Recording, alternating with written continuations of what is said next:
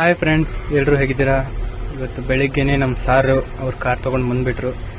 ಏನಪ್ಪ ಅಂತ ನೋಡಿದ್ರೆ ಕಾರ್ಗೆ ಒಳಗಡೆ ಸ್ಕ್ರೀನ್ಗೆ ಲ್ಯಾಮಿನೇಷನ್ ಮಾಡಬೇಕಿತ್ತು. ಸೊ ಸೈಜ್ ತೊಗೊಂಡು ಬಂದುಬಿಡೋಣ ಅಂತ ಹೋಗಿ ಸೈಜ್ ತೊಗೊಂಡು ಬಂದೆ. ನಿಮ್ಮದು ಇದೇ ಥರ ಯಾವುದಾದ್ರೂ ಕಾರ್ ಇದ್ದರೆ ಅಥವಾ LED ಒಳಗಡೆ ಸ್ಕ್ರೀನ್ಗೆ ಲ್ಯಾಮಿನೇಷನ್ ಮಾಡಿಸ್ಕೋಬೋದು. ಸೊ ಸೈಜ್ ತೊಗೊಂಡು ಬಂದಮೇಲೆ ಸೀದಾ ಲ್ಯಾಮಿನೇಷನ್ ಕಟ್ ಮಾಡಿಕೊಂಡು ನಾನು ಹೊಟ್ಟೆ ಸ್ಕ್ರೀನ್ಗೆ ಗಾರ್ಡನ್ನು ಹಾಕೋಕ್ಕೆ. ಸೊ ನೋಡ್ತಾ ಇರಿ ಯಾವ ಥರ ಇದು ಪ್ರೊಸೆಸಿಂಗ್ ಆಗುತ್ತೆ, ಯಾವ ಥರ ಸ್ಕ್ರೀನ್ ಗಾರ್ಡನ್ನ ಇನ್ಸ್ಟಾಲ್ ಮಾಡ್ತೀನಿ ಅಂತ.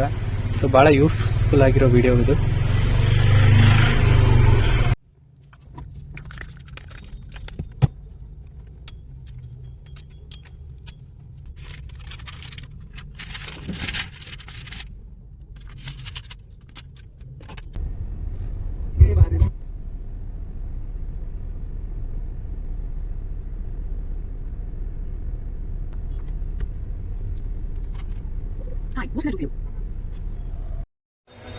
ಫ್ರೆಂಡ್ಸ್ ನೋಡಿದ್ರಲ್ಲ, ಇದು ಡಬಲ್ ಲೇಯರ್ದು ಲ್ಯಾಮಿನೇಷನ್. ನೋಡಿ, ಒಂದು ಲೇಯರ್ ಒಳಗಡೆ ಒಂದು ಲೇಯರ್ ಮೇಲೆ ಎಕ್ಸ್ಟ್ರಾ ಇರುತ್ತೆ.